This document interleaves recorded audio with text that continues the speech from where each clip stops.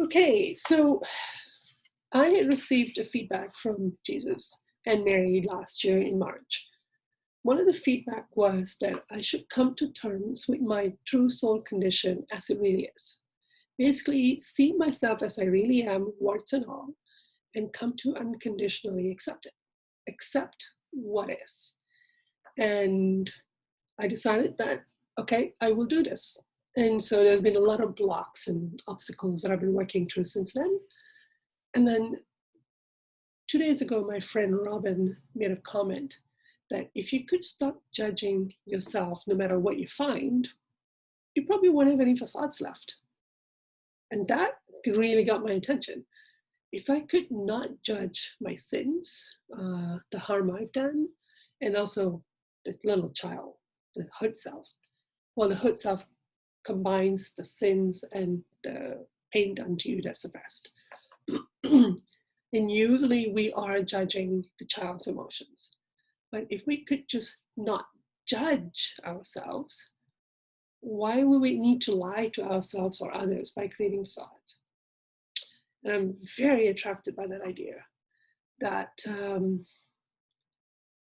that the freedom of not having facades anymore is becoming very attractive to me. So that's a good sign that, 15 months down the road, I'm at a place where I'm saying, it would be a relief to just get to that place where I can see myself as I really am and go, okay, this is what it is. And in some issues, I don't want to stop.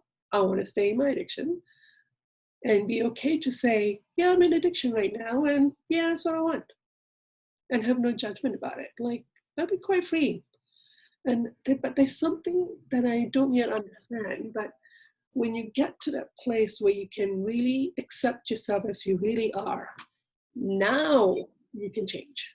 That you need to get to that place for some reason and accept yourself as you truly are, and then you can probably change and grow very fast. I think that's the idea. I haven't experienced it yet, so guess I'll find out. But while you still have facades, you're constantly struggling with yourself. There's just no peace. And you can't see yourself as you really are because you really want to maintain this lie about yourself. And the only reason you want this lie is because you judge what you think you're going to find. So it's quite simple that way. You look at it that way. So I would like to do a workshop today on coming to terms with my soul condition, warts and all. That's the title. Vern's so happy. Have you been having similar insights this week, Vern? Is that why you like it? Can you share?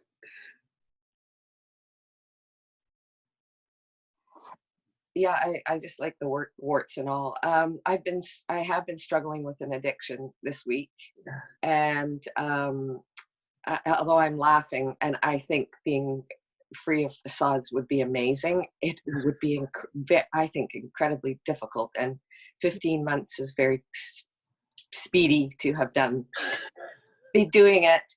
But I actually have to go into my closet and go and find some clothing and bring it out. And I'm probably going to have to actually get rid of the actual clothing. And, I realize how big of a facade it is and how it's just been consuming my energy, my life, and my focus. And I just feel so much more energized and interested and curious in life and involved. Okay. And I hadn't recognized it. So I just, I can't imagine if that's one, if we remove others, how much more energy you're saving and how much quicker we can actually heal and be available for others. Okay. Yeah. Okay. See that energy would just spring. That's what excites me about it. Okay. And that theoretically, the only reason we have facade is because we're in judgment of what our hurt self is going to be, what we are going to find. And also earlier this week, I connected to this feeling inside of me that I don't want others to succeed. I have this feeling that I've inherited from my mother. And of course, I judge myself. So I didn't think I had it, but I told myself, okay, I feel I don't want others to succeed. Fine. Just go into it. You'll survive. So everyone I met that day, I just kept saying, I don't want you to succeed. I don't want you to succeed, because that is what I'm really feeling. So I'm allowing the feeling to come into consciousness. But what was shocking was a lot of energy got unleashed. Just like that, I felt so energized. I'm going, what happened to the punishment? Where's the punishment I was supposed to get for coming to terms with this? All this energy got released, and I've been feeling a lot more motivated and a lot more able to do stuff that is like, I don't want to have to do it. But yeah, just coming to terms with that one phrase that I let myself feel so that I can then heal the cause.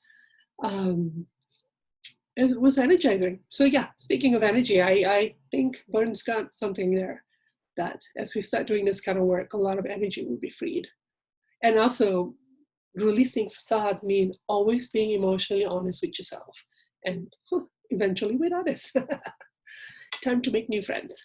So that's the goal, is that when you're having no facade, it means you're emotionally honest with how you're really feeling at the time, at least with yourself.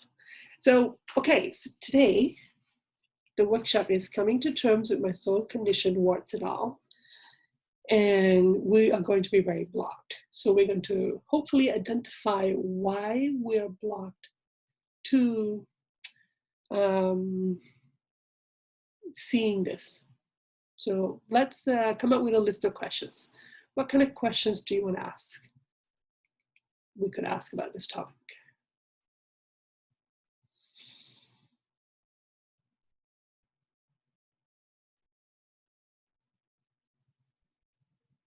Jess?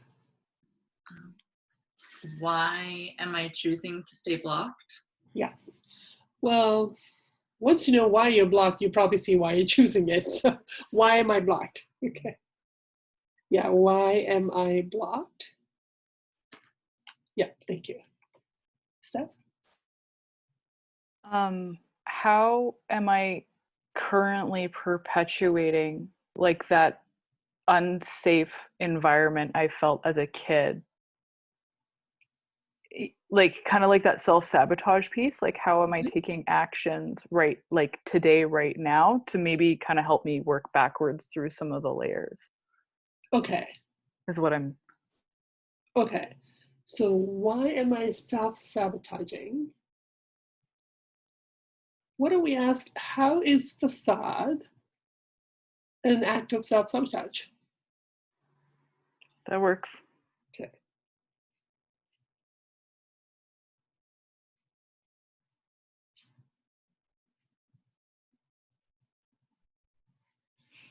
Okay. How does maintaining facade keep me in, keep me in an environment that's actually very toxic for me? Yeah. Now we could also ask, why do I want my facades? Why do I want to hide from my true soul condition? That'd be good, because most of these decisions were forced to be made when we were children, and we just haven't revisited these decisions.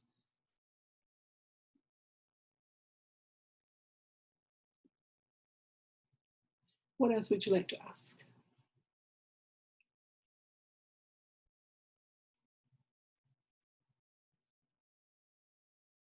I'm thinking, what are the benefits of coming to terms with my true soul condition?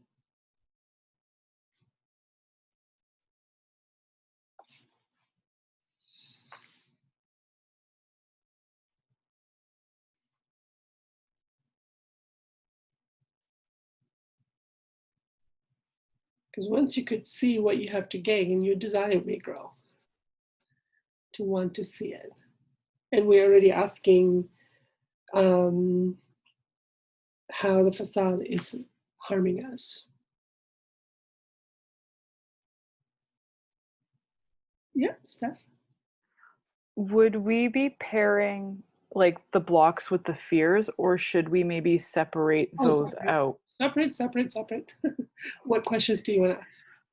Well, I guess just to keep it simple and what is one fear that I can work through, you know, and just keep that as like a daily question. Like, what is the one fear I can work through today that will help me through this to see my soul condition?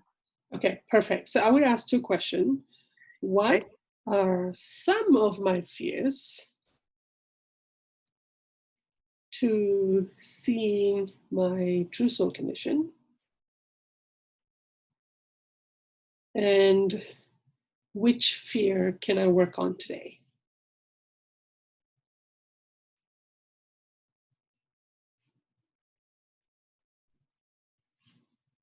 One of the blocks I connected to last year was, how will I be able to come to terms with what I've done?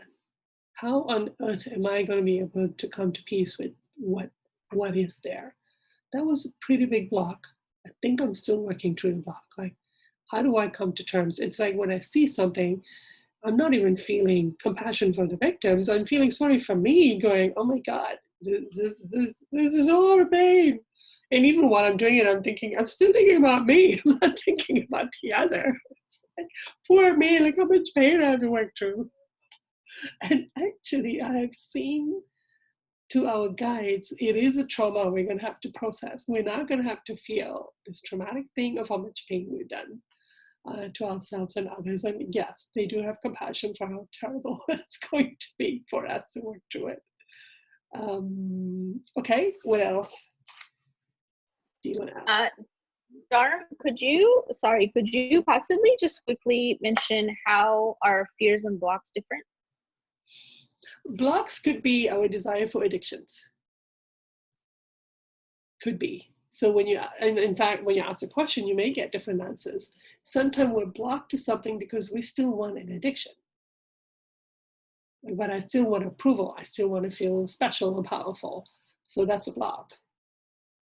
I still want to maintain a relationship in which I need to maintain my facade. So that's, that's a desire. And fears are your internal block. That's a different. So I just want to give an opportunity for you to get different answers that you won't get because you didn't ask the question. Sometimes you get the same answer and sometimes you're surprised. I'm usually surprised by the answers. So yeah, always try to spread out the question as much as possible into different variations. Okay, so why don't we start with these questions and then we may end up coming up with some other ones. Let's just start with these and see what we get. So why don't we start with, how are my facades affecting me right now? Let's not give it a negative connotation. Let's just go, how is it affecting me? Good, bad? And how are facades an act of self-sabotage? Two separate questions. And why do I want my facades?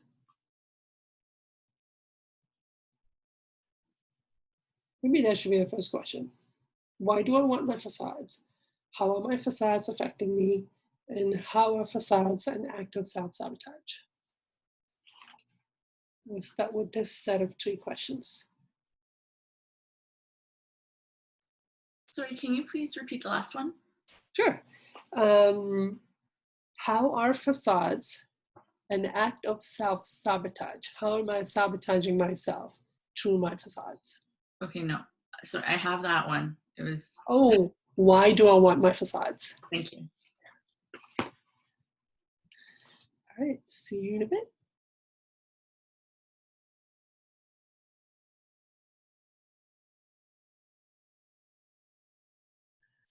Okay, if you need more time to go into the answers, or if some questions had more answers then you allow yourself, then please go back later and go back into the questions again. Once you start the dialogue on the topic, then you find that you're able to go back and have some of you tried to go back and asking those questions by yourself after the workshops? Okay.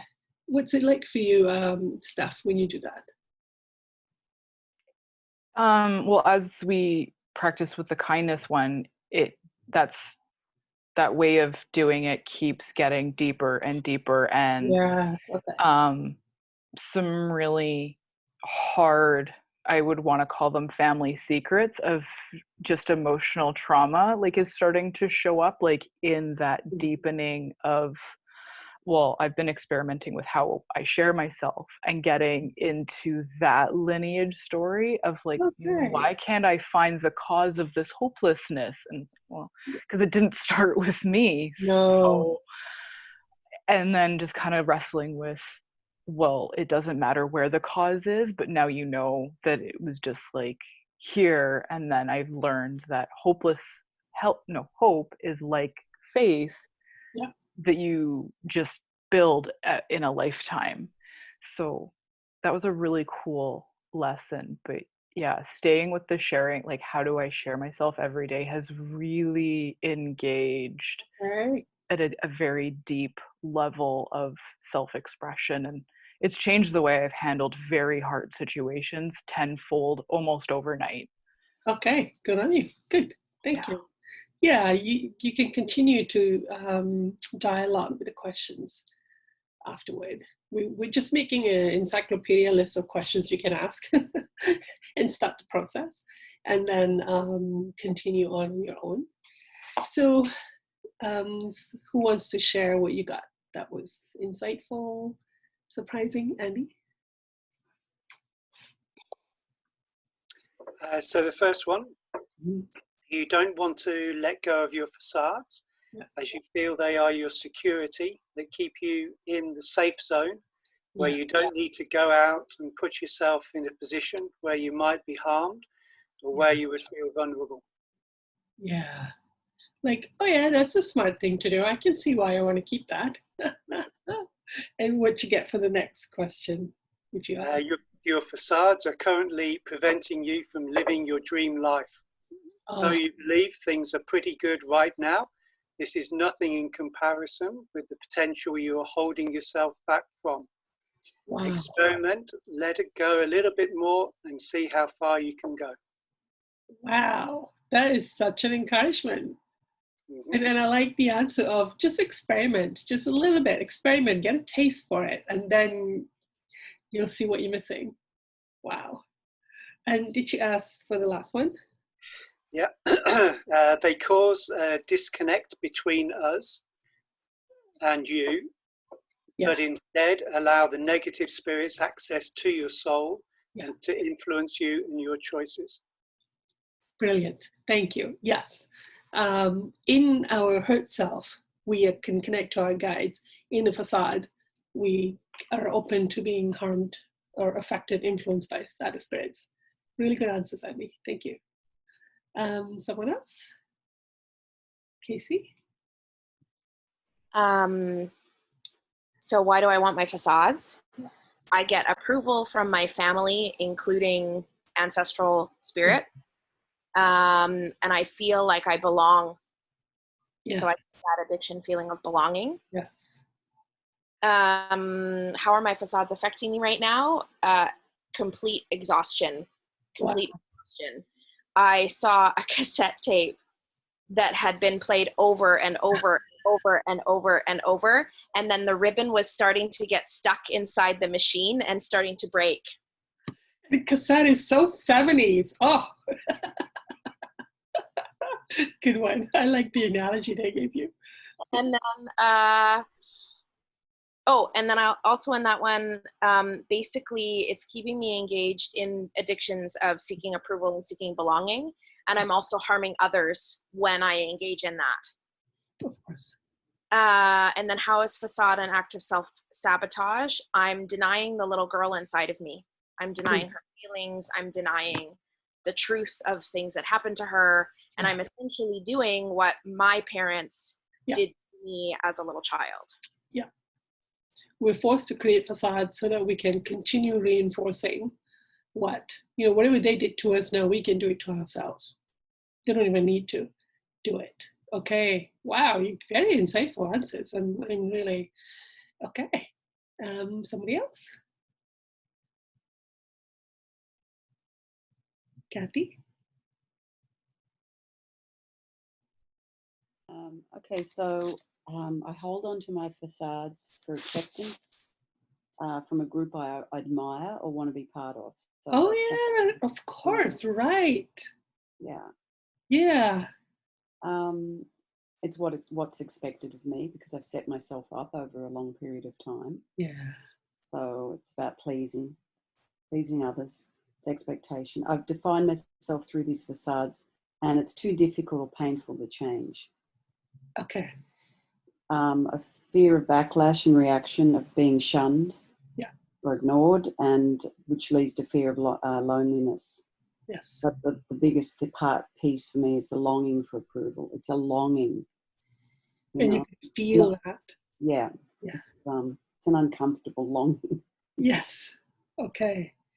And you can, what you're feeling there is why facades were created to begin with. So our environment reject the real person, and they say, no, we don't want this. We want something else to meet our addictions. So now the child or the infant is forced to create a facade so that she can be belonging. So she can belong to the family group, belong to the cultural group. So that's basically why facades got created and what you were looking for. And as an infant, it's pretty scary to not belong. Yeah, exactly. Yeah. And it's really good that you could feel that longing, because you can let yourself emotionally experience that addiction, then you can start to release. Yeah. And get to the loneliness. Yeah. And did you get the other one? How is it a self-sabotage? Well, they're very interconnected, but what I found, how it's affecting me is it often leads to disappointment as my desire for approval isn't satisfied. Yeah. The judgment of self and others leads to comparing, and which in turn leads to, well, I'm not good enough, self-loathing, self-worth, self-deprecation. Ooh, okay. So you become feeling weak and vulnerable, so you're reinforcing your past trauma. Yeah. And then the short-term gains of using your facade for acceptance seem hollow. Yes. In the end, short-term, desires satisfied, that it's hollow and not long-lasting. Yeah. Well, you're looking for the cheap copy. We're looking for the cheap copy when the real thing is a lot more satisfying, but you can only get there by giving it up first, by giving up the addiction for belonging and acceptance and approval. Then when you get to the other side of this, you will find the true version from within yourself or from your guides from God. And it's so, so lovely. And you're so at peace in your own skin. Like it's just is lovely. To get to that place. So whatever it is that we're looking for, there's nothing wrong with wanting it, but we're looking for the copy version. Yeah, that's what it feels like. So it's really good that you could feel like this is hollow. It's not even satisfying me. Yeah. And the last one, how are they an act of self-sabotage? Just it keeps me from true self-expression and delays fulfillment. It affects my relationships and allows for negative energy from dark guides coming in. Yeah. Brilliant. Wow, you've been getting really good answers today. So I got why I want my facade is because it was a way of ignoring the violence going on in the home. It was a way for me to not have to speak the truth of how bad things are or were, and also a way of avoiding shame. Is the emotion of shame I was trying to suppress. So it was, that's why I wanted them. And how is it affecting me? I can't be honest with myself and feel my real emotions. And I can't feel the sweetness of my own nature. And I can't feel my guides or God's love. And I also can't feel my own real desires. And I could feel in the question, I could actually feel my own nature and feel the sweetness of it and how nourishing it is to even feel it. And self-sabotage, by not connecting to my true nature, I can't activate God's laws to bring me what I really want, because I don't even know what I really want. I'm not even feeling my true desire. And I can't experience my real self that feels very nourishing. The very act of feeling myself is the completion. Something complete, something feels full, something feels nourished. So it was really nice to feel those feelings. And I could feel in myself today that I want to be there. I do want to feel my real self, which made me feel pretty good. And there's hope for me. I do have a desire to be there. It's all about desire. It's all about desire. If you just lean into your desire will take care of the rest of it. All your blocks and all your fears and all everything. So if your desire is going in the right direction, you're made. So I'm always relieved to see that my desire is going in the right direction in some places. It's like, oh good, I don't have to think about it. It'll run the show. Okay, so the next set of questions we can ask is,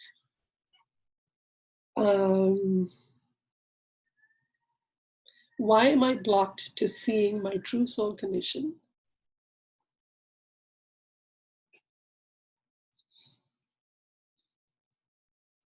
What are some of my fears to seeing my true soul condition?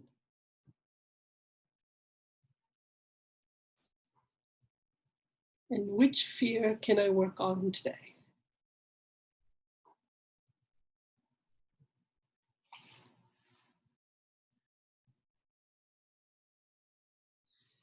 All right, welcome back. I'm really enjoying today's topic. This is, it's a hard one, so you can just lean into the hard questions. You end up feeling pretty supported through it. It's kind of giving me courage to go into those places, ask the hard questions. It's really lovely. Okay, so question 4, why am I blocked to seeing my true soul condition? Who wants to share?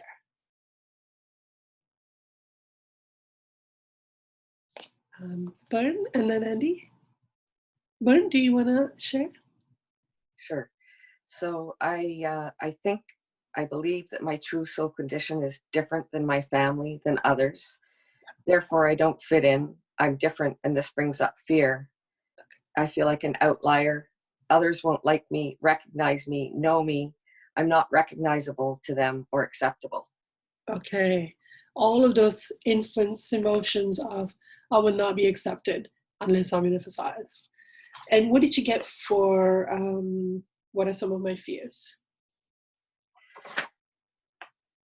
The shame is the big one. Shame, not good enough, not acceptable. I'm disgusting, not recognizable to others. See all so the different. judgments. Yeah, lots of judgments there. Thank you. Yeah, you're welcome. Andy?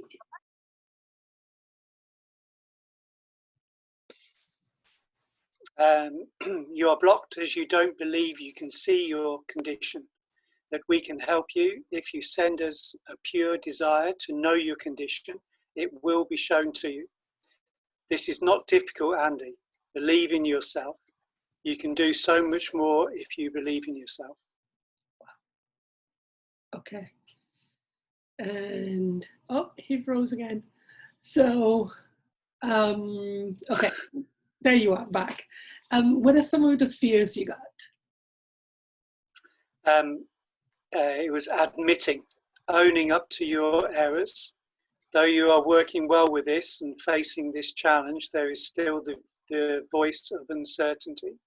Okay. So it's just that one fear that came through as the message, and so that was the one that I could work on.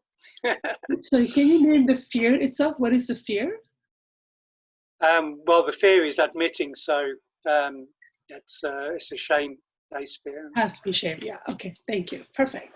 Because you want to name the fear, going, this is the fear I'm going to feel, and then go into experiencing the fear and processing it. That's really good. Catherine, I'm really curious. How are you doing? Are you getting some answers? Yeah, I'm getting answers, but I'm not doing good. um, You want to share? yeah, sure. Why am I blocked to seeing my true soul's condition? For me, it's like it's comfortable, easy, and safe, and to stay in. Linking to the previous answers, it's like you're in the matrix. Yeah. It's just easier to stay in it than to be aware. Obviously, a lot of self-worth issues. I don't believe I'm worth knowing. Yeah. Yeah. Okay. I'm not worth being honest with myself. Wow. About it. Wow. Okay. Yeah, it's good. It's a good emotion to work through there. Yeah. Yeah, and similar to what Andy was saying is like that shame of, I guess, confirming that my sins and wrongdoings are like worse than I expect. It's like I'd rather just pretend they're not that bad. So I'm very much stuck in disillusionment. Yeah. Yeah, and I don't think I'll be able to handle it. Like I don't think I'll be okay. So if maybe I that's really the fear to work through. I'm Yeah. afraid that I won't be able to handle it. Yeah. Yeah. That's actually a fear. You can just let yourself feel, I'm terrified that I won't be able to handle what I'm going to see. Absolutely. I do remember working through that fear, and I still have the fear, but now I've named the emotion about it. So it's making it easier to just get in the emotion. Mine was, I think that God will not love me and God will reject me if I reveal my true feelings, as my family of origin has done. So being in my real self means admitting that I have all these emotions and judgments and projections. And then I feel that, well, now that God can see what I really feel, God will reject me. And now that I've been discovered as the worst of humanity, I'll be banished forever. Definitely childhood experiences there. And some of my fears is, how am I going to fix it? I have an addiction to needing to fix the situation and complete and finish it. It has to be finished nicely and all done and closure and everything. That's an addiction. And shame. My fear is that I would feel a lot of shame, and that now that I see myself as I really am, I can't show my face to the public. I'll have to quit my job. I'll have no right to call myself a healer or a doctor, and I will be beyond redemption. That proves that I'm beyond redemption. Those are my fears. How can I call myself this person who's a healer if I'm actually that shameful person? That's a pretty big block. And it's a very cultural feeling. Now that you've been known as this, you can never show your face and you should just go find a cave and hide there. Never show your face in public again. Very cultural. It's definitely a couple of generations sitting in there. And the first fear to work with is, now that God knows who I really am, God will abandon me. I'm being encouraged to release that fear. I believe, because if I feel people will abandon me, that's okay. But if I feel even God will abandon me, that will be harder to let myself see the true condition. So I'm going to work with that fear. And the next set of questions are, see, what's interesting is in all the mediumship work I've been doing, what I'm being shown is how gently and compassionately and lovingly we're being treated by our guides, when like they don't differentiate between the one that's done the damage versus the one that's received the damage. They treat everyone the same. And then watch how the spirits are being treated as they come to terms with some issues. And they're being treated with such respect and kindness. I used to be mad. I used to say, but they've done terrible things. How are you being so nice to them? Which is a judgment. And now I'm saying that if that's how you're going to be treated for coming to terms with yourself, I would love that. I would love to receive that kind of gentleness and compassion and assistance. What a lovely way to be treated for being honest. by our guides, not by people around us. That's that's a whole other story. And my desire is growing that if that's how gently I'm going to be treated, yeah, I want some of that.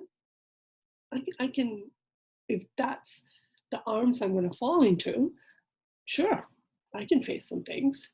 So it's been lovely to see how deliberately my guides have been assisting me with my biggest block, step by step by step, without my even realizing it.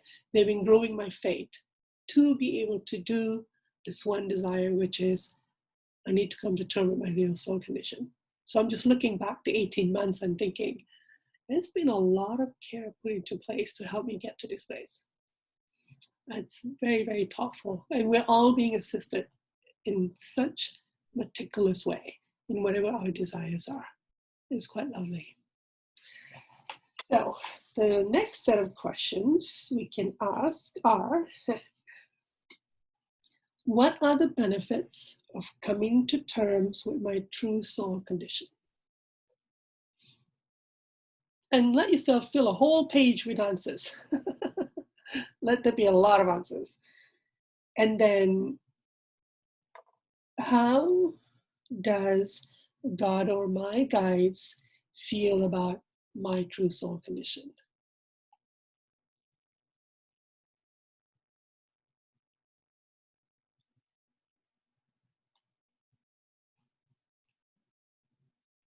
And how can I treat myself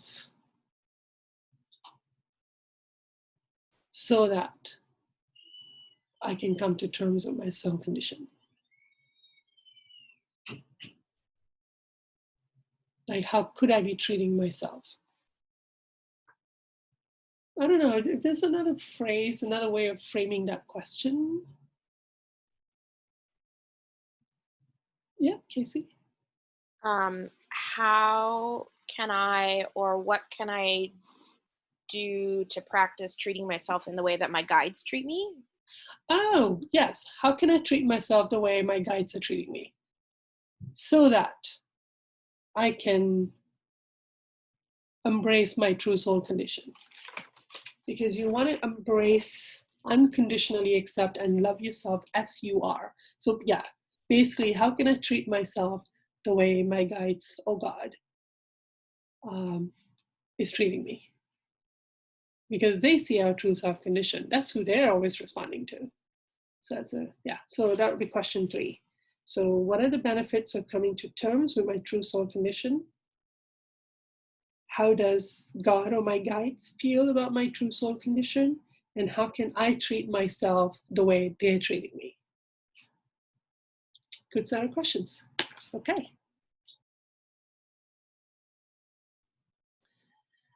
All right, everyone. I could see myself blocking some answers because I don't want to be emotionally overwhelmed in front of people. So I was adjusting some of, I was like, I don't want to hear from God today. I'll just hear from my guides.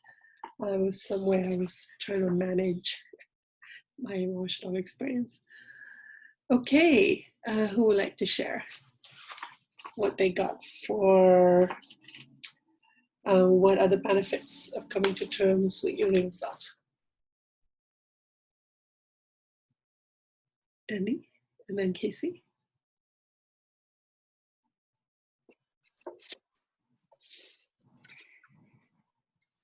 Love. Okay. Tell Dharm you can fill your page with love. Love in all its forms.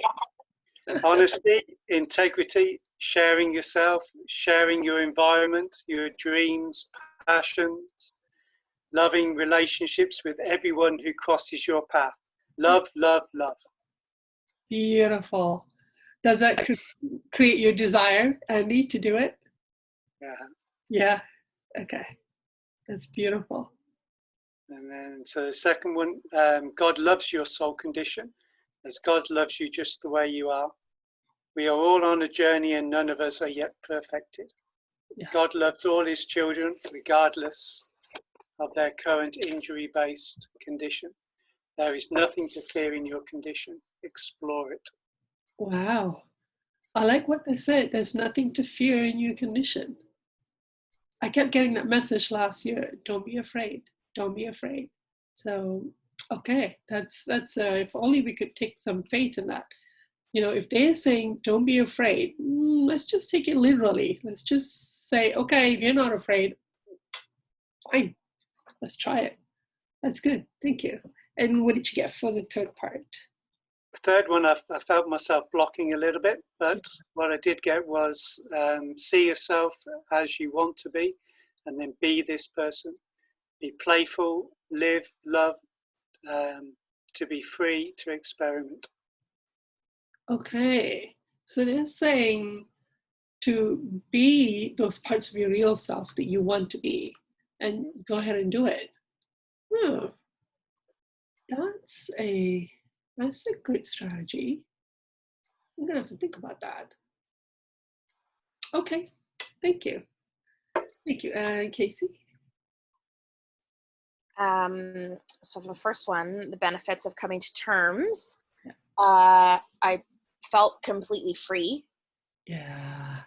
I was just Wow. being as I am in the moment, full of life, full of energy, way more energy. Okay. Will increase my self-worth because I will know myself better in my current condition.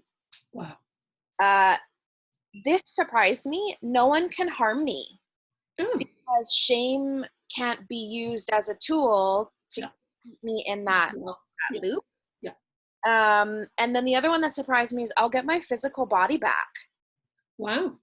Because I'm denying. Yeah. It's trickling down from the soul to the spirit condition and into the physical body. Right.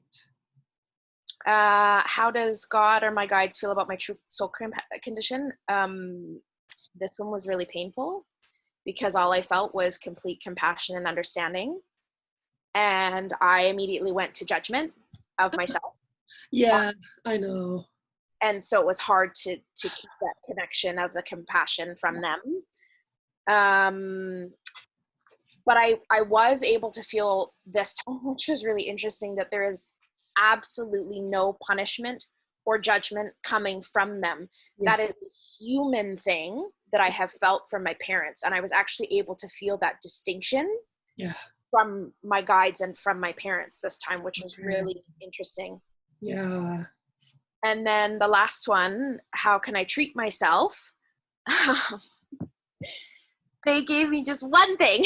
Okay. And I heard it in your voice because you've done this a lot. What addiction or facade can I be more aware of today? I think that was a practice that you've been practicing a lot. Yeah. So they told me do that daily, but allow myself to feel it, like feel why I'm wanting it, feel that without judging it. Like really practice not judging it or shaming myself. Okay. It's already there. Just look at it. There's nothing to be afraid of, like Andy said. Like just sit in it. Okay. That's good practice. And they're always just giving us that one step. Just do that one. When I'm connecting to my own guides, to the real guides, they're just giving you the next step. Do this. And that's how you know you can trust that process or that person. Thank you. So does it make you feel more encouraged, more motivated? Yeah, and since I was going through those questions, a lot of fear is coming up now. Like I've been shaking this whole time, so something's moving, which is great. Yeah. At some point, you get so comfortable with processing fear, you don't even know what it's about. You just start shaking. Like, you're like, oops, I'm in public and I'm shaking. Okay. You get to that place where you just no more questioning it. Just start processing. That's really good. Thank you.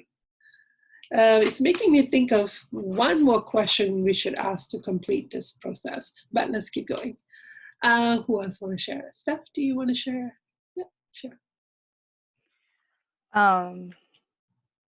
For the first one, it's like looking at a map clearly. You're less likely going to get lost where the terrain is rough and the sky is black or foggy. There's an empowerment of knowing the demons you're coming up to face. It's like a guidebook for a video game. I'll be able to see what I'm lacking, where I'm injured in the physical specific areas, and I'll come to understand they all need unique attention and care. Wow. I'm being able to understand how to truly care for myself, nurture, and love. How do they feel about me? They all love me, warts and all. They are sad that I keep myself in the shadow and that they long for me to change my desire. They can't make that choice for me. I have to want it. And through their love, they are praying that I see their encouragement, that this is an awareness of help, not to hinder my journey towards developing my love and will for truth. God wants and longs for a relationship with me, no matter how I come to him or her. They want a relationship with all of me, and I can't have this without having a relationship with myself, warts and all. And how can I treat myself? Well, when I come to terms with this, grieving and crying. And I'm going to ask myself as a daily practice, well, actually, it's a minute-to-minute thing, of what's one nice thing I can do for myself, and like just keep asking myself that, like every conscious minute, like what's one nice thing I can do. Okay. And just asking myself that makes me want to cry even more. It brings up the word, the grief around word. Yeah. So you got answers around self-responsibility. Basically, the first question was saying you'll be able to be more self-responsible, and you will know how to and want to care for yourself. And the second answer was something that came up for me around that. Can't remember now. But okay, that's really good. That's really good. Thank you. Thank you. Jess, did you get some good answers you want to share? I mean, they're all good answers, but do you want to share? Okay. For what are the benefits of coming to terms with my true soul condition? I heard like freedom, like in gospel music. Yes. And then I just got a list of things that bring me joy, I think. Like just dance, fun, play, creativity, flowers, energy, health, vitality, love, soulmate, sailing, love again, sweet, sweet release, rapture, grace, surrender, physical healing, know the truth and let it guide, intuition, no resistance, flow, miracles, healing to others, effortlessly of service. Okay. Beautiful. How does God, my guides, feel about me coming to terms with my soul condition? Like when a baby learns to walk, like that, just like come here. Lots of encouragement. Yeah, and relief. And pride. Like a lot less for them to do, not that they mind doing it, but more time for them to enjoy watching me thrive and create, and forgiveness. What do you mean by forgiveness? Like, how do they feel about me coming to terms with my soul condition? That like, I feel that my soul condition is terrible and that I'm just the worst, that I'm going to burn in hell. And they're like, just forgiveness. That's how they feel about it. Yeah. And how can I treat myself the way my guides are treating me? Said, remember who you are, a worthy child of God, just like everyone else.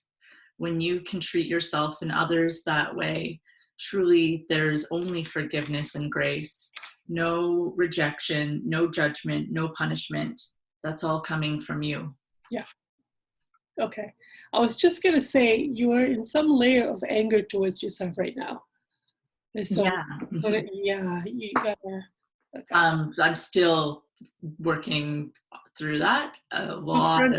Confront it. You know what I mean? Confront this anger you have towards yourself. It's like, I'm treating myself very, very badly right now. This has got to stop. Because there's like a disconnect I'm feeling. Even as you talk, there's a disconnect between you and I. And when I felt into it, it's like, oh, it's your anger at yourself. Yeah. So look at that. And that leads us into the final question. I actually feel like we need to really ask this question. I'll just quickly share what I got. When I asked the question of what are the benefits, I felt like it became a very busy, bustling, productive place. It's very busy. There are lots of people. There are lots of productivity. I will be very active. I'll be able to feel my guides. I'll be able to feel connection. I will learn many things. I will feel love for myself. I will find acceptance from others, from my guides that I've been looking for, and that my guides are unconditionally accepting me. I'll be able to receive support. Real repair work can begin. They kept emphasizing, we'll be able to heal you now if you do this. I will be able to see the true cause of each addiction and facade, and I will have no judgments about it. I will also be able to see the good parts of my nature, because when you're coming to terms with warts, you're also coming to terms with the jewels. You're not just seeing the bad and ugly, you're also going to see some beautiful aspect of yourself that you have developed and expressed in many ways, and many other jewels that you haven't even dug out. I will connect to my nature that is actually very proactive, and there's freedom. And I will learn to love everyone in their faults, because I'll be able to see why they have those errors. The more I see those in myself, the more I see that in others. And I was shown how it will feel like that I'll be able to see why people are behaving in certain ways. So I'll actually be more loving towards people instead of having this friskiness of, they're being so this and that, and I get all reactive, and then I'm trying to be loving, and I'm trying to, it's so exhausting. And that guides want to love and heal my real self. They love my real self, they adore me. And how can I treat myself the way they're treating me? Imagine that I'm a 2-year-old child coming to terms with what I've done. How would I treat myself without taking away the truth of what happened? And they told me to grieve that I can't fix it. I can't fix what has been happening. I can't fix the damage. Let myself grieve. That will free me up. So, the last question. How can I confront or eliminate self-judgment? That's mainly, I think, is the main obstacle that we have to come to terms with. How can I confront or eliminate self-judgment? So,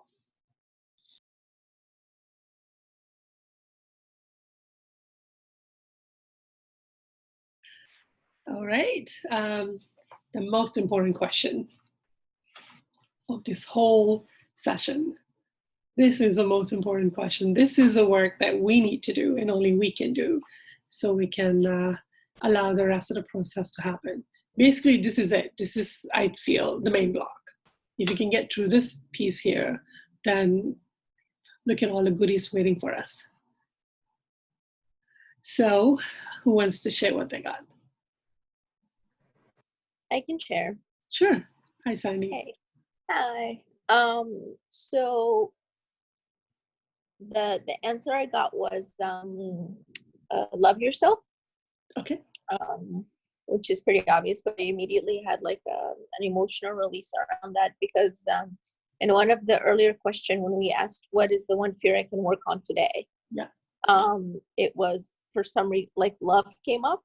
Okay. A fear of love, and which that's not something I was aware of or ever explored before, so it was like very shocking, but also like very emotional. It was just like, really, I'm scared of love, like what? So yeah. something, I'm not really sure how to process that right now, but okay. That's Okay, thank you. Yeah, that would confront the judgment and the fears. Okay, who else? Byrne? We'll start with Byrne. How can I confront or eliminate self-judgment? Yeah. Is to hear the voice that says, what will others think? What will other people think of me? Okay. And ask instead, what will God, my guides, think? Yes. Okay. If I say this and for example, if I say this in my life to others, if I can just say, if I have the freedom to say what's truly there. For example, I might say, here are my meditation clothes. I would like you to have them. I'm no longer following these practices, these beliefs, as they lead me to feel I am shamed, flawed, not good enough. They distract me from my desires, my passions, my freedom, my curiosity. Wow. So be bold enough to say that and to be that, be in that stand. Wow. Okay. That would give me freedom. Yes. Yeah. So that voice that says, what will other people think? Yeah. And again, you just given the next step, do this next thing to confront the next layer. Thank you. And Kathy?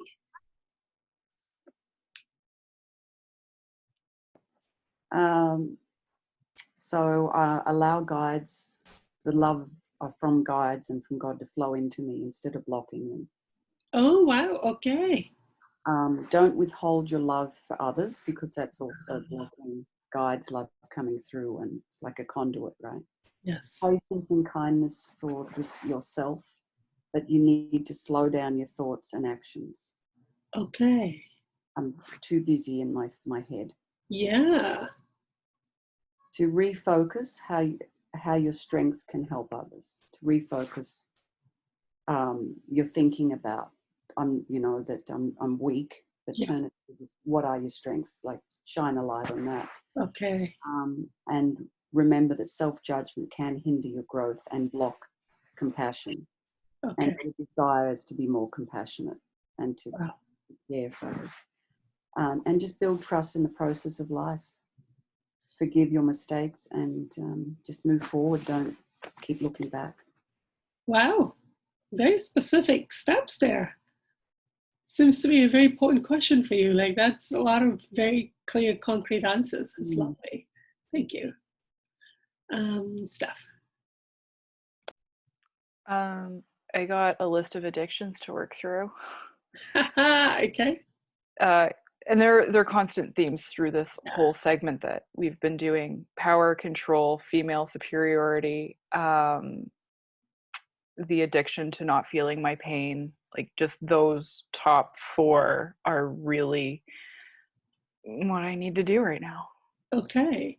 And that will somehow disconnect the self-judgment. Okay. That's lovely. At least at this step. Yeah. That's beautiful. Beautiful answers. Thank you. I love how concrete they are today with us, or we're allowing ourselves to experience very concrete, detailed answers. It's really nice. Who else wants to share? Andy?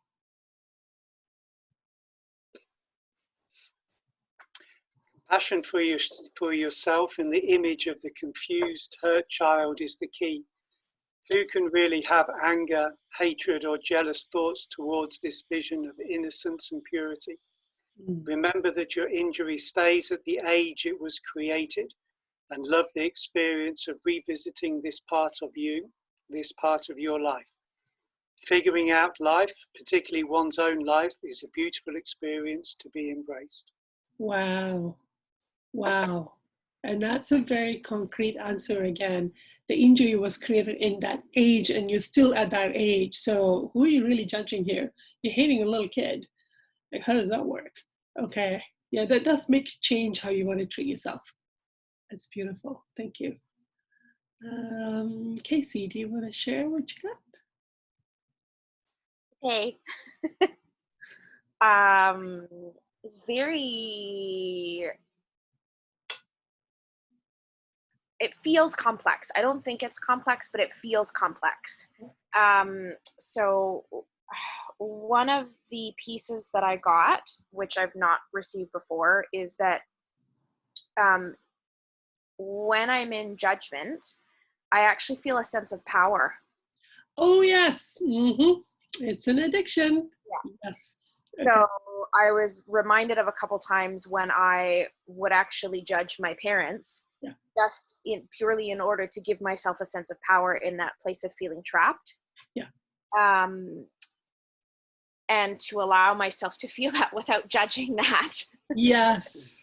And then the other piece, it brought me back to because I don't want to let the judgment go, and it's about the seeking approval, the belonging. I'm desperately trying to hang on to that feeling, because I believe that it's real. Okay. And so they were trying to say, like, find where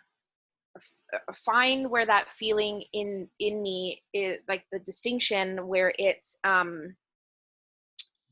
like that sort of feeling is not real, it's not the truth. Mm-hmm. It feels like it, but find where that's not the truth, and see if I can feel the difference between what God is offering and what I'm actually seeking. It's like you're now educating the hurt child. Yeah. So like for me, with the power or the special addiction, I'm telling the hurt child, you're not special, you'll never be special. It will never happen for you. You have no power, it's just an illusion, it's not real. Like calmly and non-judgmentally, but always telling the hurt self, like, it's not a thing. Give it up. It's just not gonna happen. But that can only happen if you let yourself feel that you even want it. And then you can educate yourself going, there's a real vision somewhere else that's quite lovely, but this is not real. So thank you. Catherine, do you want to share? I'm really curious what you got.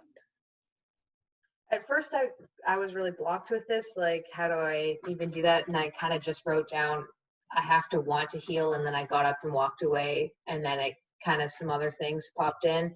Okay.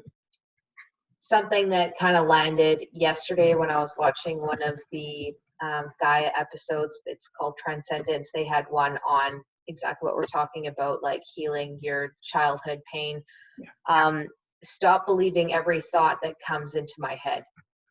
That was actually a good one, because my self-talk is so cruel. And I just have a horrible tendency to believe that every single thing I think is the reality. And so I am completely disillusioned with reality.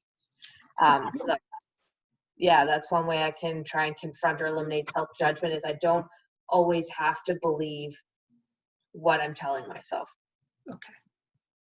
Or what you're hearing that you think is your voice, but it isn't. Okay. And Casey, that's a really good insight. Judgment is part of power addiction.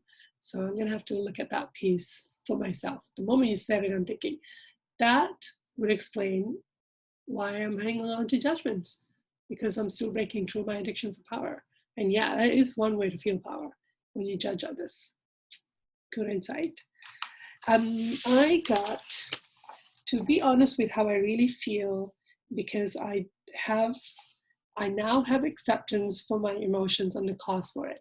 Whatever the emotion is, when I connect to the emotion, I can feel like, oh yeah, that makes sense. I have that feeling. It's okay that I have this feeling. I get it. I forgive myself for even having the feeling. And because I have developed that, be honest with how I really feel, preemptively ask myself that all the time before I even get into any kind of judgment or evaluation or analysis. And that my judgments are spirit influenced. They're influencing, they're jacking into it and judge me or get me to judge me or judge others. So the more I can always ask, what am I really feeling right now? And by the time I find the feeling, I'm going, why is that a big deal? I'm okay that I have that feeling. It's all right. So they're saying, do that before any spirit interaction can happen and any judgment even arise. Beat them to it. It's a race. So it's a very proactive feeling to do that all the time. That's what I got. Okay, wow. It's a very powerful session today. And I like how everyone's desires have created a very powerful opportunity for all of us to get some really good answers. Thank you very much for that. I feel very grateful. Very empowering answers. So I don't know what next week is going to be, but we shall see. And we'll have 2 more Sundays. And the next Wednesday is going to be the heart chakra. That will be interesting too. Okay. So thank you, everyone.